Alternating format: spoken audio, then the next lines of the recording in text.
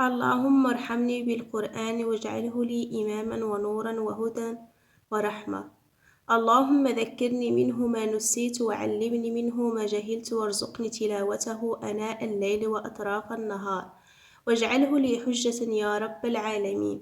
اللهم اصلح لي ديني الذي هو عصمة أمري، واصلح لي دنياي التي فيها معاشي، واصلح لي آخرتي التي فيها معادي، واجعل الحياة زيادة لي في كل خير، واجعل الموت راحة لي من كل شر. اللهم اجعل خير عمري آخره، وخير عملي خواتمه، وخير أيام يوم ألقاك فيه. اللهم إني أسألك عيشة هنية وميتة سوية ومرضا غير مخزن ولا فاضح. اللهم إني أسألك خير المسألة وخير الدعاء وخير النجاح وخير العلم وخير العمل وخير الثواب وخير الحياة وخير الممات، وثبتني وثقل موازيني وحقق إيماني وارفع درجتي وتقبل صلاتي واغفر خطيئاتي، واسألك العلا من الجنة. اللهم إني أسألك موجبات رحمتك وعزائم مغفرتك والسلامة من كل إثم والغنيمة من كل بر والفوز بالجنة والنجاة من النار. اللهم أحسن عاقبتنا في الأمور كلها وأجرنا من خزي الدنيا وعذاب الآخرة. اللهم اقسم لنا من خشيتك ما تحول به بيننا وبين معصيتك، ومن طاعتك ما تبلغنا بها جنتك، ومن اليقين ما تهون به علينا مصائب الدنيا، ومتعنا بأسماعنا وأبصارنا وقوتنا ما أحييتنا، واجعله الوارث منا، واجعل ثأرنا على ما ظلمنا، وانصرنا على من عادانا، ولا تجعل مصيبتنا في ديننا، ولا تجعل الدنيا أكبر همنا ولا مبلغ علمنا، ولا تسلط علينا ما لا يرحمنا. اللهم لا تدع لنا ذنبا إلا غفرته، ولا هاما إلا فرجته، ولا دينا إلا قضيته، ولا حاجة من حوائج الدنيا والآخرة إلا قضيتها يا أرحم الراحمين. ربنا آتنا في الدنيا حسنة وفي الآخرة حسنة وقنا عذاب النار. وصلى الله على نبينا محمد وعلى آله وأصحابه الأخيار وسلم تسليما كثيرا. الحمد لله الذي وهبني أن أختم ختمة الأولى، اللهم تقبل مني، واجعل القرآن ربيع قلوبنا وشفيع لصدورنا، اللهم آمين يا رب العالمين. أعوذ بالله من الشيطان الرجيم. بسم الله الرحمن الرحيم. الحمد لله رب العالمين، الرحمن الرحيم، ملك يوم الدين. إياك نعبد وإياك نستعين، اهدنا الصراط المستقيم، صراط الذين أنعمت عليهم غير المغضوب عليهم ولا الضالين، آمين. بسم الله الرحمن الرحيم. ألف لام ميم، ذلك الكتاب لا ريب فيه هدى للمتقين الذين يؤمنون بالغيب ويقيمون الصلاة ومما رزقناهم ينفقون، والذين يؤمنون بما أنزل إليك وما أنزل من قبلك وبالآخرة هم يوقنون، أولئك على هدى من ربهم وأولئك هم المفلحون.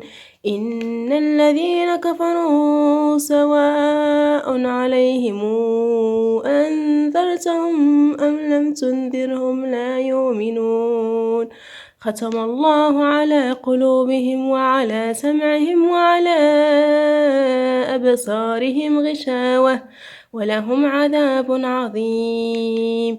ومن الناس من يقول آمنا بالله وباليوم الآخر وما هم بمؤمنين، يخادعون الله والذين آمنوا وما يخادعون إلا أنفسهم وما يشعرون، في قلوبهم مرض فزادهم الله مرضا ولهم عذاب أليم بما كانوا يكذبون. وإذا قيل لهم لا تفسدوا في الأرض قالوا إنما نحن مصلحون ألا إنهم هم المفسدون ولكن لا يشعرون وإذا قيل لهم آمنوا كما آمن الناس قالوا أنا أؤمن كما آمن السفهاء ألا إنهم هم السفهاء ولكن لا يعلمون وإذا لقوا الذين آمنوا قالوا آمنا وإذا خلوا إلى شياطينهم قالوا إنا معكم إنما نحن مستهزئون الله يستهزئ بهم ويمدهم في طغيانهم يعمهون أولئك الذين اشتروا الضلالة بالهدى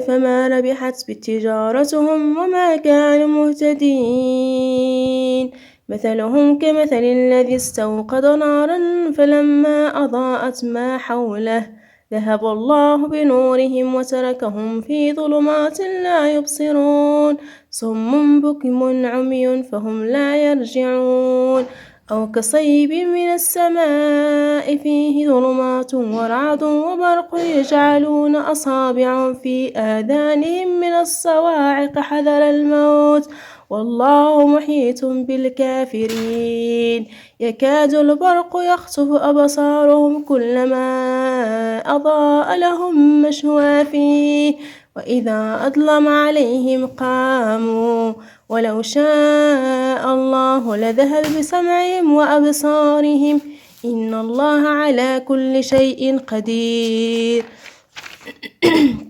يا أيها الناس اعبدوا ربكم الذي خلقكم والذين من قبلكم لعلكم تتقون الذي جعل لكم الأرض فراشا والسماء بناء وأنزل من السماء ماء فأخرج به من الثمرات رزقا لكم فلا تجعلوا لله أندادا وأنتم تعلمون وإن كنتم في ريب مما نزلنا على عبدنا فاتوا بصورة من مثله وادعوا شهداءكم من دون الله إن كنتم صادقين فإن لم تفعلوا ولن تفعلوا فاتقوا النار التي وقودها الناس والحجارة أعدت للكافرين وبشر الذين آمنوا وعملوا الصالحات أن لهم جنات تجري من تحتها الأنهار